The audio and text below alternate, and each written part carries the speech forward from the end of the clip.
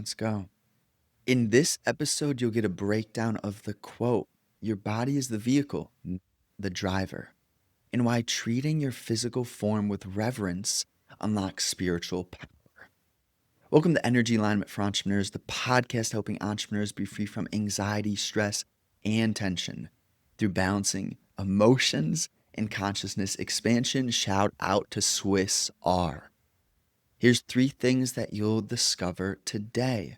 Number 1, why destroying your body in the name of hustle is spiritual stupidity. Number 2, how the vehicle's condition directly affects what the driver can accomplish.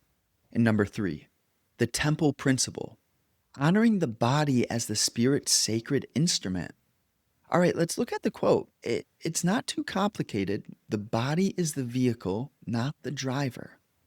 But anytime we have metaphors, there can be space for overwhelm. If you really look at the body being the vehicle, it reminds me of the quote, "You are the one who rows, but God steers." And that's tough because we want to control in life. Logically, the mind seeks certainty. Now, there's a place for balance. There's a place for really planning and being strategical and, right, dotting your I's, crossing your T's, being dialed in, locked in, having the right tools, your toolbox being organized, having specific labels, right, drawers clear, not being cluttered. But your body being the vehicle, it's kind of like, all right, in this game of life, we have actions that directly correlate to feelings and changes in states. One of my favorite examples is kind of like food. When you eat certain food, especially a lot of sugar, highly processed sugar, you can feel what that does to your gut. Now, the body being the vehicle, Christ says what you put into your mouth will not defile you. So this isn't me saying, oh, if you eat bad things, you're done for. I'm not saying that. I had some Oreos recently. It's all good.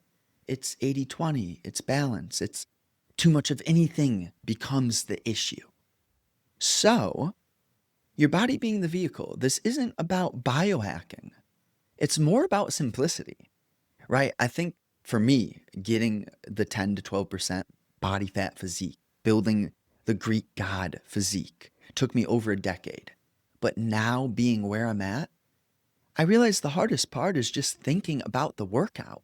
Like the moment I start the 45-minute timer and I begin to work out, everything gets easier.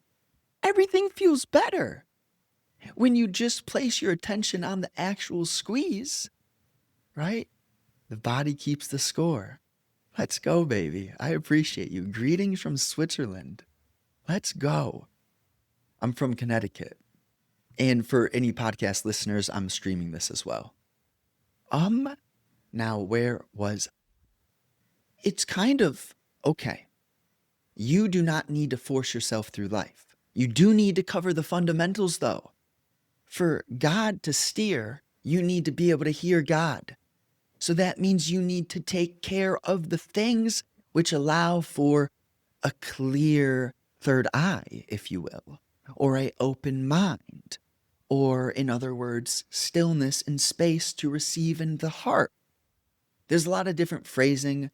Remember, words are just words. What I'm sharing here isn't about words, terminology. It's about essence, depth, energy, and authenticity. Like what is real for you? What is real for me? All right, we took 4 minutes there. Let's hop into point number 1. Why destroying your body in the name of hustle? Ooh, and actually, I really should take a moment to change the streaming title. That's all right. That's all right. Why destroying your body in the name of hustle is spiritual stupidity. Now, one of my favorites, I was speaking to a friend. He's starting to work out. He's really not deep into training, but he wants to be better. And I care about him. He's basically one of my hardscaping crew members, and I'm supporting him when we do masonry, when we're building retaining walls, patios, walkways, etc. And how do I put it? I told him, because he's telling me about, yeah, I did a 15-minute workout, a few sets, just biceps. And I'm commending him. I'm not saying, hey, you need to change this, do that. I'm like, man, good job. I don't care if you work out for 10 minutes because it starts with consistency. Then you add intensity, then you add volume. What I'm really saying here is destroying your body in the name of hustle is a direct correlation to greed and impatience, an egotistical force. Where I tell him, hey, dude, do those 15-minute workouts, do those small workouts. And yeah, I appreciate you, Swiss R. I appreciate you so much. We'll connect further.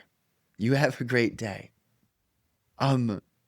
Really, this simple approach of I see volume and intensity with consistency create faster results.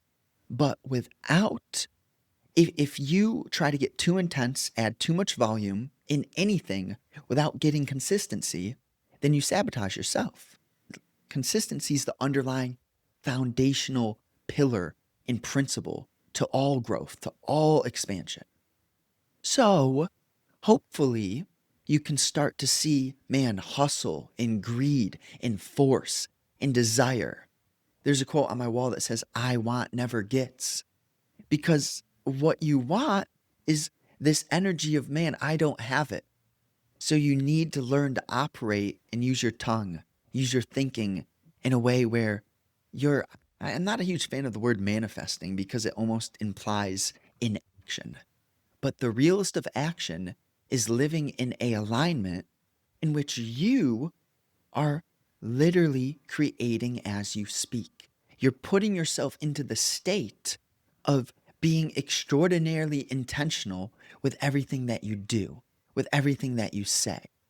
Because it's like at first we talk without understanding the implications of what we're speaking.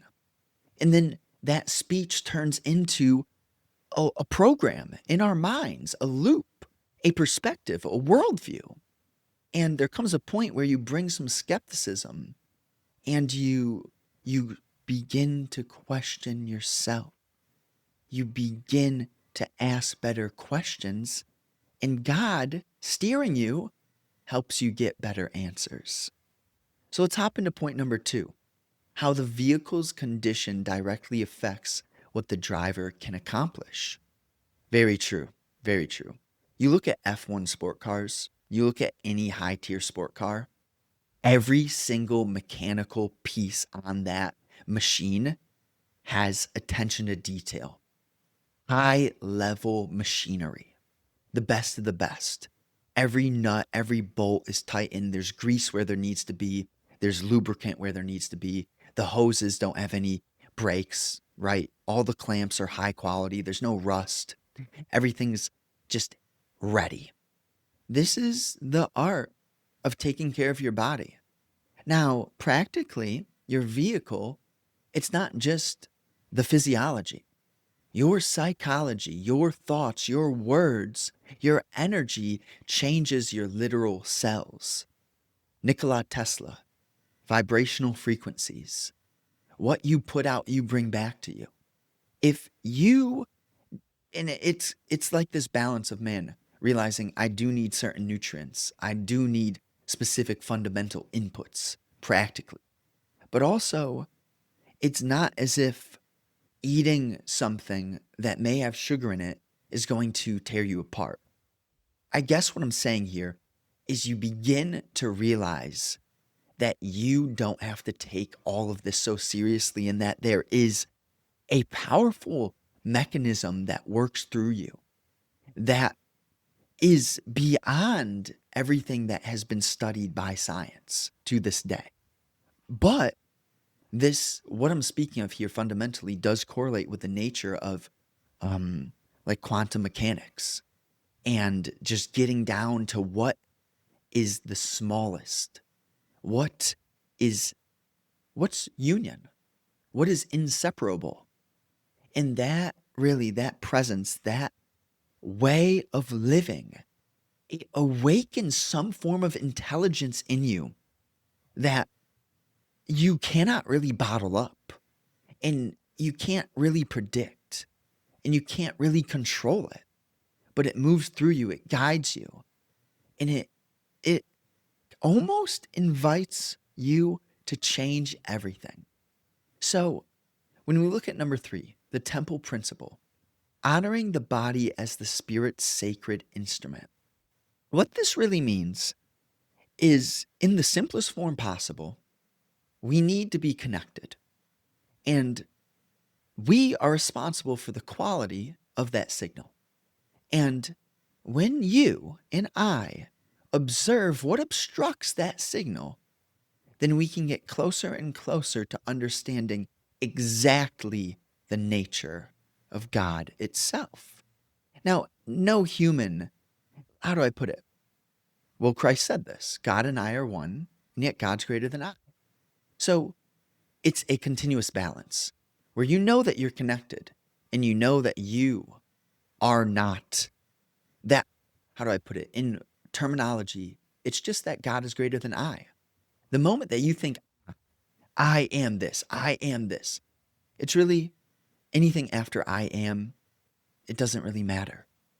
So there's a way, there's a way of changing how you see, how you live, how you move, where sure, there is a lot of things after I am. You get your dreams, you create magnificent impact, but it's because of the selflessness. It's because of the understanding that this is all only happening for you because of because of what you let work through you. And to do that, people will think, "Oh, so you think you're special?" No, it's actually the opposite, really. It's that I know I'm not special, which makes people think that I think I'm special, right? So many people, we are conditioned into thinking we are all special.